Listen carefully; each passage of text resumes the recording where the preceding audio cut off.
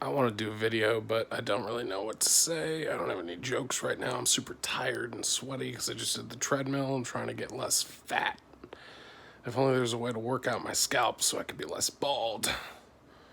No luck there. I I couldn't resist the charm of Super Mario 3D All-Stars. Spent a lot of last night getting a ton of stars in Mario 64. I might do a video on it. I've spent a lot of this morning practicing video editing. Taking a class on it online, and I'm having a lot of fun. Fits right in with my background, acting and writing. Just sort of fits in. And I actually took some internships where I had to deal with it in the past. And, all the editing I've done for Bunker Brothers, the podcast I do, is really similar. So a lot of crazy stuff going on. But, yeah, I don't know. I'm too tired to be funny. I'm way too sweaty. I smell real bad. I'm wearing this Mega Man death metal shirt. Looks like a Megadeth shirt. It says Mega Man. And it smells like mildew because I'm covered in fucking sweat. But yeah. People complaining that Mario 3D All-Stars has bad presentation or whatever, or it isn't upscaled or upgraded enough, but like, to me, I can just remember, like, when I played Mario 64 for the first time before I even had a console. We couldn't afford the console yet, or we couldn't get our hands on one, or it was going to be a Christmas present. So back then, Blockbuster Video was a thing, and you could actually rent a console from Blockbuster Video.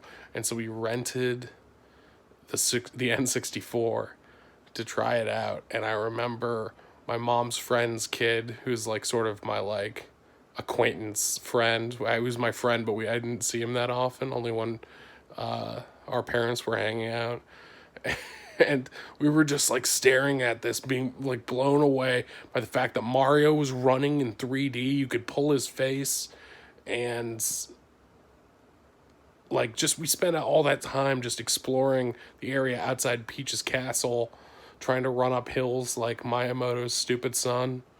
Like and it's a pure blast of nostalgia. At first, when you look at it, you're like, oh, it's blocky, it's ugly. Like, they could have just upscaled it or used different models. But to me, like, you could do that, but, like, I don't know. I mean, when I play, like, Crash Bandicoot Remastered, I'm like, this is a beautiful looking remaster of a really crappy game that never felt that good to play. And it just kind of sucks. Exception being Crash Team Racing, which is really good. And when I play Mario 64, I'm like, this might not look ugly. I mean, this might look ugly to a certain extent. It might look not modern, but,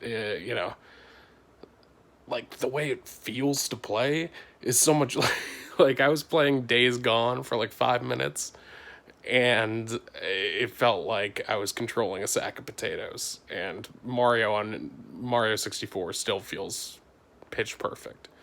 So I will listen to this long Did You Know Gaming about it, and apparently they just play tested that the way Mario controlled for a long, long time just to make sure the basic mechanics felt fun. And I think, man, there's something to be learned from that for most developers. Anyway, that's what's on my mind.